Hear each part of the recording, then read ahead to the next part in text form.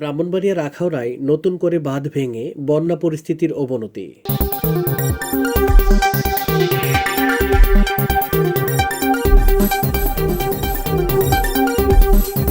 এবারে বিস্তারিত।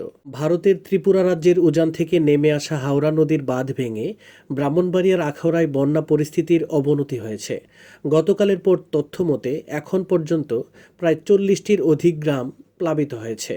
ভারী বর্ষণ ও ভারতের পাহাড়ি উজান ঢলে ভারত সীমান্তবর্তী আখাউড়া উপজেলার নিম্নাঞ্চলের বন্যা পরিস্থিতির উদ্ভব হয় মঙ্গলবার রাত থেকেই। বুধবার সন্ধ্যা নাগাদ প্লাবিত হয়েছিল 34টি গ্রাম, যা এখন গিয়ে দাঁড়িয়েছে 40টিরও অধিক। এর কারণে সেখানে পানিবন্দী হয়ে পড়েছে প্রায় 550 পরিবার। এছাড়া ক্ষতিগ্রস্ত হয়েছে কৃষকের ধানের জমি, শাকসবজির বাগান, মাছের ঘের সহ অনেক কিছু। আজ বৃহস্পতিবার সকাল থেকে বিকেল পর্যন্ত সরজমিনে গিয়ে দেখা যায় উপজেলার মনিয়ন্দ ইউনিয়নের ইটনা ও মোগরা ইউনিয়নের খলাপাড়া এলাকায় হাওড়া নদীর বাঁধ ভেঙে চোখের সামনে প্লাবিত হচ্ছে নতুন নতুন গ্রাম। স্থানীয় ও প্রশাসন সূত্রে জানা যায়, মঙ্গলবার রাত থেকেই আখাউড়ায় ভারী বর্ষণ শুরু হয়। সকাল থেকে বন্দরের পাশ দিয়ে বয়ে যাওয়া খাল দিয়ে ভারত থেকে তীব্র বেগে পানি ঢুকতে থাকে।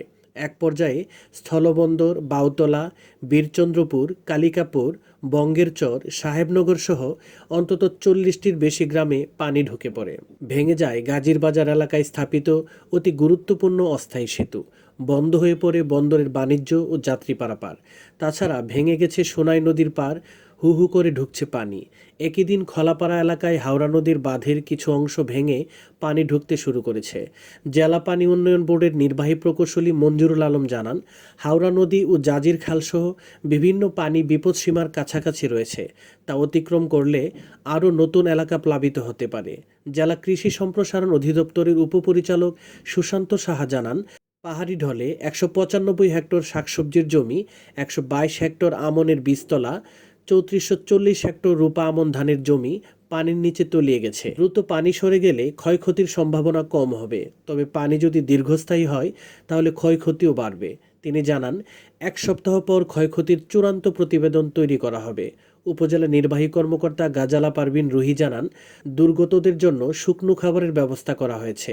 এছাড়াও জেলা প্রশাসন থেকে ত্রাণ বরাদ্দ পাওয়ার সাথে সাথে দুর্গতদের জন্য 20 কেজি করে চাল বরাদ্দ দেওয়া হবে।